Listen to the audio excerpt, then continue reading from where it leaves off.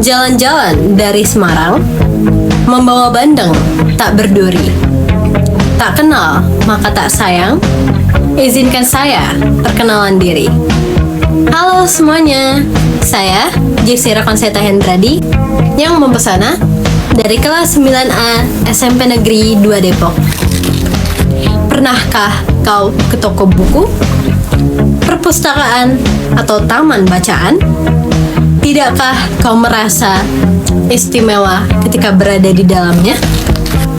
Di sekelilingmu ada berbagai toko dari dunia nyata dan khayal, tempat yang pernah kau kunjungi dan yang belum, informasi dan cerita dari masa lalu, masa kini, dan masa depan.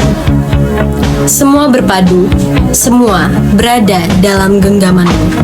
Saat berada di antara buku, tidakkah kau merasa menjadi raja dan ratu? Ruang dan waktu seolah menyatu tanpa batas. Kau bisa terbang melintasi sekat negara dan melewati berbagai zaman. Kau bisa menyelam ke dalam samudra, melayang di angkasa, bercanda dengan aneka satwa, dan berkelana di tengah padatnya kota, juga di rimba raya. Kau tahu, buku adalah jendela dunia, kunci pengetahuan, dan pintu wawasan. Muhammad Hatta, sang proklamator, berkata, "Aku rela dipenjara asalkan bersama buku, karena dengan buku aku bebas." Melalui buku, manusia terbebas dari ketidaktahuan.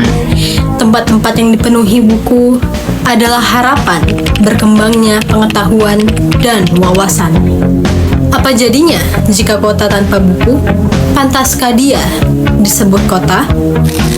Di kota itu mungkin kabar datang dari sumber lain, dari koran, televisi, atau internet. Mungkin informasi dan cerita datang dari cerita nenek moyang, bagai dongeng-dongeng sebelum tidur. Irama warganya pun tiada beda. Bangun pagi, bertebaran di muka bumi untuk berbagai keperluan, untuk kembali pulang siang atau sore harinya. Setelah itu, mereka berangkat tidur dan memulai lagi hari berikutnya. Semua serupa. Di kota itu mungkin ada bangunan bernama perpustakaan. Di dalamnya buku-buku berderet dalam rak yang tak terjamah. Tiada tangan meraih dan membuka halaman demi halaman dengan sukacita. Mungkin juga ada tumpukan buku di sudut-sudut sekolah yang sepi dan berdebu, jarang dikunjungi, jarang dibaca. Buku-buku di sana teronggok tanpa nyawa. Bagaimana dengan di kotamu? Mungkin kau tinggal di tengah kota yang megah, atau di gang sempit, di desa terpencil, di sisi pesisir, atau di kaki gunung. Adakah perpustakaan, taman bacaan, atau toko buku di dekat rumahmu? Jika ada, apakah tempat itu menjadi wadah berkumpulnya anak-anak dan warga menjadi pusat berkembangnya wawasan dan pengetahuan? Atau hanya menjadi pajangan?